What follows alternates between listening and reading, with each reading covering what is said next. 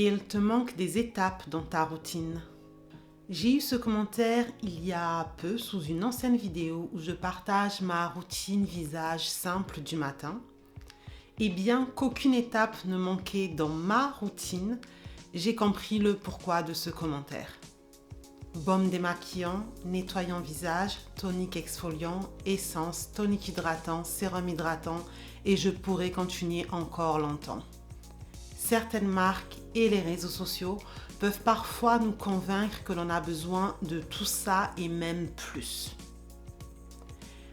Mais est-ce que tout ça, c'est vraiment nécessaire? Non. Personne n'a besoin d'autant d'étapes pour avoir une peau belle et saine.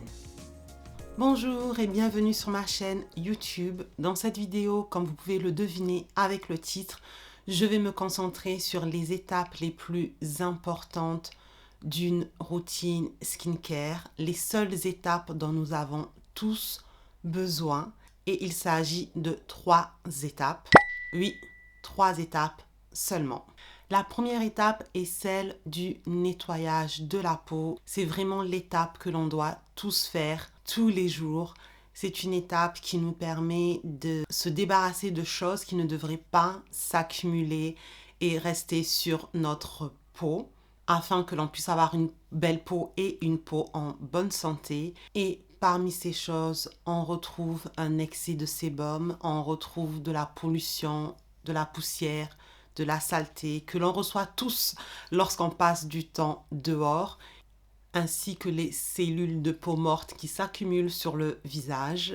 Il s'agit aussi du maquillage, il s'agit de la crème solaire ou d'autres produits cosmétiques que l'on peut utiliser sur notre visage, mais à un moment donné, notre peau doit en être débarrassée. Nettoyer sa peau nous aide à nous débarrasser de tout cela. Bien sûr, en 24 heures, ce sont des éléments qui s'accumulent surtout dans la journée plutôt que le soir. C'est pour ça que certaines personnes, surtout des personnes qui ont des peaux sèches à très sèches, considèrent qu'il est suffisant pour leur peau de n'être nettoyée que le soir et le matin, elles vont juste se rincer le visage sans utiliser de gel nettoyant et elles considèrent que c'est suffisant pour leur peau. Maintenant, si vous avez une peau de type grasse comme la mienne, ce n'est pas quelque chose que je vais vous conseiller car lorsque l'on a une peau grasse, ne serait-ce que la nuit, on produit aussi un excès de sébum qu'il est bon d'éliminer le matin car au cours de la journée, on va encore avoir un excès de sébum. Et un excès de sébum de 24 heures, ça peut faire des dégâts comme des pores obstrués qui peuvent vous causer des boutons ou d'autres types d'inflammation sur la peau. Ne pas se débarrasser régulièrement de tous ces éléments chaque jour va causer différents types d'irritation, d'inflammation, des pores obstrués, quel que soit votre type de peau. Maintenant, si vous utilisez des actifs le matin tels que de la vitamine C ou des peptides ou du niacinamide, de l'acide azélaïque, peu importe, ces produits vont être plus efficaces si vous les appliquez sur une peau lisse et régulière. Et nettoyer sa peau, ça aide à avoir une peau plus lisse et régulière. Donc pour moi, même si vous avez une peau sèche, si vous dépensez votre argent dans des actifs, nettoyer sa peau le matin peut vraiment vous apporter quelque chose en plus. Maintenant, je comprends que, surtout lorsque l'on a une peau sèche, on puisse avoir peur d'utiliser des produits nettoyants matin et soir, car beaucoup de ces produits peuvent être asséchants. Mais il y a vraiment énormément de produits disponibles, adaptés à tous les types de peau. J'en parle dans une vidéo, mais dans la zone commentaire, j'aimerais vraiment que vous puissiez partager les produits nettoyants qui fonctionnent pour vous, quel que soit votre type de peau, pour aider les personnes qui pourraient lire ces commentaires, car je n'ai qu'un visage, je ne peux pas tout tester, et même si j'ai des amis avec différents types de peau qui testent des choses pour moi, je n'ai pas non plus 1000 amis à ma disposition, alors que j'ai maintenant plus de 3000 abonnés sur ma chaîne. Donc si on se partage toutes nos astuces et tous nos produits préférés, ça pourrait aider pas mal de monde. Ne choisissez pas vos produits nettoyants au hasard. Il y a des produits nettoyants pour tous les types de peau. Mais qu'est-ce qu'il en est du double nettoyage? Alors, le double nettoyage n'est pas quelque chose d'obligatoire pour tout le monde. Le double nettoyage, ça peut être intéressant si vous portez beaucoup de maquillage, surtout du maquillage waterproof. C'est l'action de départager l'étape nettoyage en deux, en utilisant un produit démaquillant d'abord et en utilisant un gel nettoyant ensuite. En ce moment, ce qui est à la mode, c'est surtout les huiles et les baumes démaquillants, mais vous pouvez utiliser une eau micellaire en premier nettoyage, vous pouvez utiliser une mousse démaquillante en premier nettoyage. Il y a plusieurs produits disponibles et après avoir utilisé un produit démaquillant, vous utilisez votre gel nettoyant pour nettoyer votre visage. Maintenant, si vous ne portez pas de maquillage ou si vous en portez peu, si vous avez un produit nettoyant efficace, il peut très bien nettoyer votre peau en une étape ou peut-être deux nettoyages, mais avec le même produit. Donc le double nettoyage, ça n'est pas obligatoire. C'est vraiment à vous de voir si cela semble nécessaire pour votre peau et pour vos habitudes. L'étape numéro 2 est l'étape qui permet de nourrir ou hydrater sa peau, ou les deux en même temps. Alors, hydrater sa peau, ça permet de la rendre souple, de la rendre lumineuse, ça permet qu'elle soit confortable et qu'elle ne tire pas. Si vous avez la peau sèche, vous savez de quoi je parle. Notre peau est faite de nombreux éléments qui comprennent de l'eau et aussi des lipides, du gras ou du sébum. Et les deux sont nécessaires pour l'équilibre de notre peau. Plus vous avez de sébum, c'est-à-dire plus vous avez une peau grasse, plus il sera facile pour votre peau de retenir l'hydratation. Plus vous avez une peau sèche, moins vous avez de lipides ou de sébum, plus ce sera difficile de retenir l'hydratation. Donc les deux sont nécessaires pour un bon équilibre. Le type de peau que vous avez, ce n'est pas quelque chose que l'on peut changer ou choisir. C'est majoritairement génétique, mais beaucoup d'éléments extérieurs peuvent aussi changer votre type de peau. Le temps, l'humidité dans l'air, les médicaments que vous prenez, l'âge. Plus on vieillit, plus notre peau a tendance à aller vers une peau sèche. Les changements hormonaux. Donc, il est vraiment important d'écouter sa peau, car en dehors de l'âge, même au cours de l'année, elle peut changer selon les éléments extérieurs. Hydrater sa peau, c'est une action temporaire qu'il faut répéter. Et il est nécessaire de la répéter car il y a quelque chose que l'on appelle transepidermal water loss. C'est le terme anglais, je ne connais pas le terme français, mais c'est le terme médical pour expliquer la perte d'eau qui s'effectue au niveau de notre peau. Et c'est quelque chose de normal, sauf que selon les situations, selon le type de peau, selon l'environnement, cette perte d'eau peut être plus importante et peut augmenter.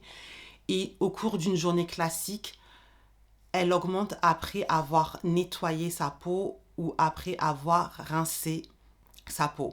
Donc, étant donné que l'on se nettoie le visage 1 à 2 fois par jour, après s'être nettoyé le visage, il est important d'hydrater sa peau pour ramener un niveau d'hydratation. Et si vous avez une peau sèche, nettoyer sa peau, comme je l'ai expliqué plus tôt, va aussi enlever la petite barrière de lipides que vous avez.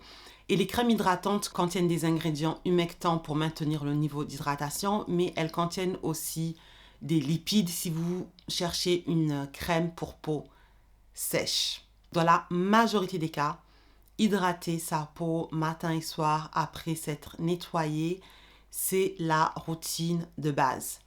Maintenant, tout comme pour le nettoyage de peau, il y a toujours des exceptions et ici je vais plutôt regarder du côté des peaux grasses qui est mon type de peau. Et lorsque vous avez une peau grasse, comme je l'ai expliqué plus tôt, avoir un excès de lipides ou un excès de sébum aide à maintenir son niveau d'hydratation. Le vent, le temps, le froid peut impacter cela bien sûr, mais si vous vivez dans un pays chaud et humide et que vous avez une peau grasse, vous pouvez très bien ne pas du tout ressentir le besoin d'hydrater sa peau. Je vois beaucoup de personnes sur Internet qui disent qu'il faut toujours hydrater sa peau, quel que soit son type de peau, même si sa peau est grasse. J'ai aussi vu des dermatos dire cela.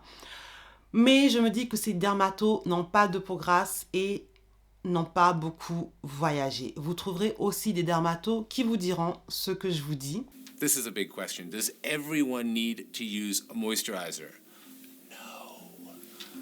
This also could be a big marketing ploy. If you have oily skin, you don't necessarily need to moisturize it. What if she's in some humid environment where it's full of moisture?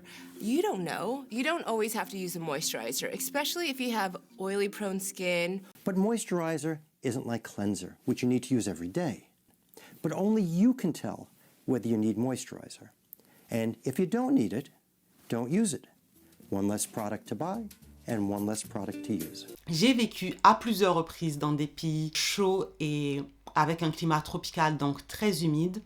Je vais souvent en vacances dans ce type de pays et je ne ressens pas le besoin d'hydrater ma peau et ma peau n'a pas de problème. Si je nettoie ma peau, quelques secondes après, elle va un tout petit peu tirer, mais au bout de quelques minutes, elle va se rééquilibrer toute seule. Donc, tout comme les peaux sèches, il faut aussi penser à écouter sa peau et se rappeler que selon où vous vivez, selon où vous allez voyager, vos besoins peuvent changer.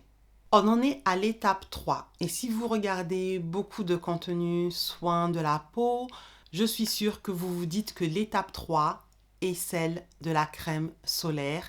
Et ma réponse va être oui et non en même temps. Je vais commencer par la partie non. Et je dirais non parce que bien que cette étape concerne la protection de la peau face aux rayons UV du soleil, la crème solaire n'est pas le seul outil à votre disposition. Pour moi, l'outil le plus important est d'être raisonnable et de faire attention à son exposition au soleil.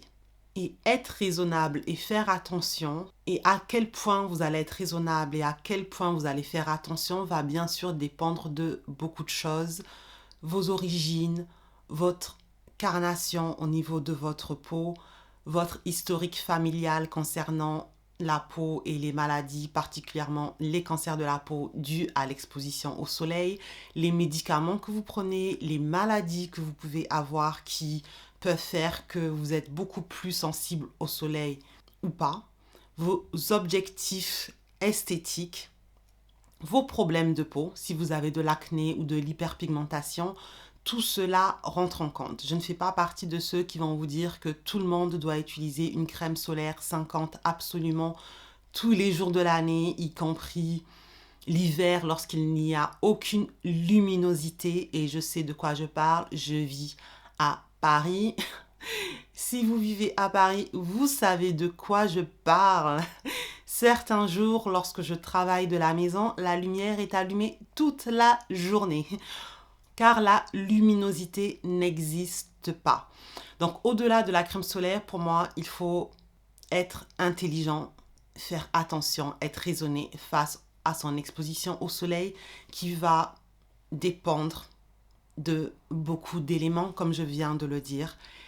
Et les habits que vous portez, le fait de porter un chapeau ou pas, sont aussi des outils que vous pouvez utiliser avant même de penser à utiliser une crème solaire. Ces outils sont aussi importants.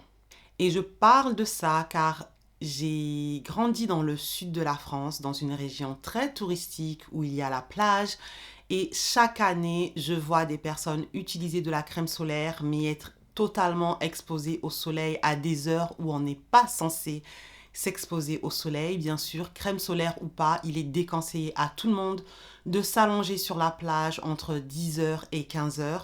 Et chaque année, je vois des personnes le faire, y compris les enfants qui doivent encore plus être protégés. Et beaucoup de personnes pensent que c'est pas problématique tant qu'ils mettent une crème solaire. Mais la crème solaire, elle n'a pas une protection infaillible et elle doit être utilisée de façon intelligente.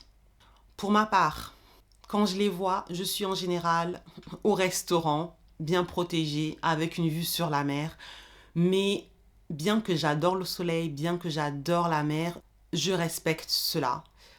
Je vais en général dans le sud de la France à la plage tôt le matin ou tard dans l'après-midi. C'est tout un sujet. Continuons avec la partie où ma réponse est oui, la crème solaire fait partie de cette troisième étape car c'est un outil parmi d'autres pour se protéger du soleil et encore une fois, la fréquence à laquelle vous allez l'utiliser va dépendre de tous ces éléments dont j'ai parlé et si vous n'êtes pas sûr de vous, je vous conseille d'en parler avec votre dermatologue. Mais concernant la partie esthétique, si vous avez surtout des problèmes de taches ou si votre peau est plus sensible au vieillissement causé par l'exposition du soleil, je dis cela car l'action du soleil sur la peau concernant le vieillissement n'est pas la même pour tous les types de carnation. Mais si c'est votre cas, eh bien sûr, une crème solaire sera plus importante pour vous.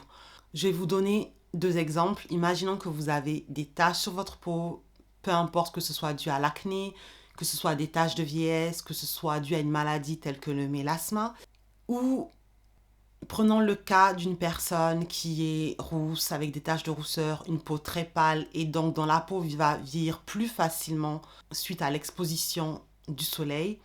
Bien sûr, dans ces cas, utilisez des produits anti-âge ou anti-taches, mais ne pas utiliser de crème solaire va être inefficace. Et parce que vous ne verrez pas d'efficacité, vous allez probablement acheter de plus en plus de produits anti-taches, anti-vieillissement en attendant de voir un résultat, alors que acheter ces produits mais ne pas faire attention à son exposition au soleil, ne pas mettre de crème solaire ne peut pas rendre ces produits efficaces. Ce serait comme faire tout pour soigner votre genou, mais continuer à aller courir tous les jours. Vous avez besoin que votre base soit là pour que vos produits additionnels fonctionnent au mieux. Et la base, ce sont les 3 étapes dont je viens de parler. Dans mes vidéos, je parle bien sûr le plus souvent de ma peau et de mes problèmes de peau. J'inclus différents types de peau, mais en général, je parle des peaux qui ont des problèmes, quel que soit ce type de problème. Mais dans cette vidéo, je voudrais rappeler qu'il y a des personnes qui n'ont pas de problème de peau. Il y a des personnes qui ont des peaux unifiées, qui n'ont jamais eu de problème de boutons, dont la peau vieillit normalement, si l'on peut dire. Et les 3 étapes que je viens de citer sont des étapes qui sont suffisantes pour ces personnes, pour avoir une belle peau en bonne santé. Nettoyer, hydrater, protéger, ce sont les étapes de base, mais qui peuvent être suffisantes pour beaucoup de personnes. Et j'ai des personnes comme ça autour de moi. J'ai des personnes comme ça dans ma famille. Nos peaux sont à l'opposé sur beaucoup de sujets, dans le sens où leur peau n'est même pas du tout sensible. Mais ce sont des étapes qu'il faut faire de façon régulière, car au niveau des soins du visage, même les étapes les plus basiques doivent être faites, effectuées de façon régulière pour avoir des résultats. Pour les autres, qui comme moi ont d'autres problèmes de peau et ont besoin de rajouter d'autres produits, d'autres ingrédients, ces 3 étapes sont aussi les plus importantes. Car comme je l'ai dit, rajouter d'autres produits, si vous ne maîtrisez pas ces 3 étapes, c'est une perte de temps et une perte d'argent.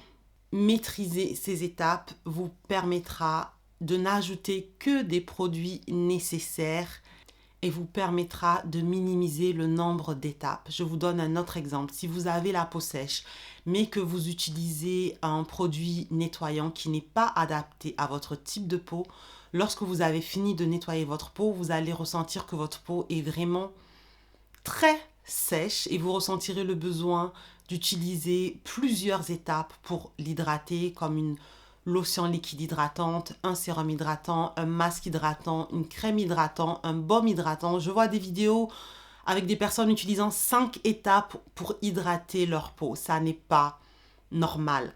Si vous utilisez un gel nettoyant pour votre peau qui nettoie mais qui n'assèche pas, utiliser une crème par la suite peut être suffisant. Peut-être que vous aurez besoin d'une autre étape, mais vraiment 5 étapes c'est trop. Il y a quelque chose que vous avez loupé.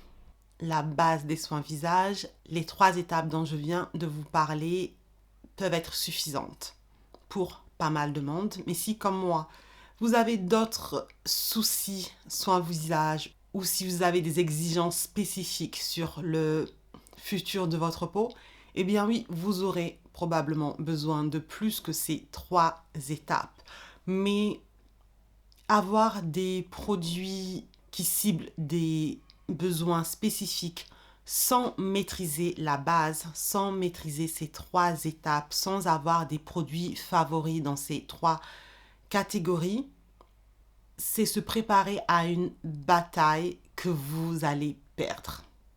Maintenant, est-ce que c'est possible d'avoir une bonne routine soin visage avec 20 produits? Oui, si vous savez ce que vous faites, vous pouvez très bien avoir une belle peau avec 20 produits, mais est-ce que c'est nécessaire? Honnêtement, non. Si c'est quelque chose qui vous fait plaisir d'utiliser plusieurs étapes, 1, 2, 3, 7, 8, 9, 10, si c'est un moment pour vous, pour décompresser, si l'argent que vous dépensez ne vous pose pas de problème et que votre peau réagit bien, continuez avec vos 20 étapes. Mais si financièrement c'est un souci, si votre objectif c'est de ne pas y passer trop de temps, si vous voulez juste une routine qui fonctionne pour vous, ni plus, ni moins, eh bien honnêtement, 20 étapes, 10 étapes, ça n'est pas nécessaire. Peu importe votre type de peau, ça n'est nécessaire pour personne. Si vous pensez que c'est nécessaire, c'est probablement qu'il y a quelque chose qui n'est pas maîtrisé dans votre routine, ou avec les bases, ou avec les produits qui suivent. Dans la zone commentaire, j'aimerais que vous partagiez avec moi vos étapes soins visage. J'aimerais que vous me disiez si vous êtes satisfaite de vos bases, les 3 étapes dont j'ai parlé. Et si vous êtes satisfaite de toutes les étapes que vous utilisez, est-ce que vous pensez que ce sont des étapes qui sont nécessaires ou est-ce que vous rajoutez des étapes qui vous permettent juste de vous sentir bien? Partagez tout cela avec moi dans la zone commentaire et on se voit dans la prochaine vidéo. Merci d'avoir regardé. Bye bye.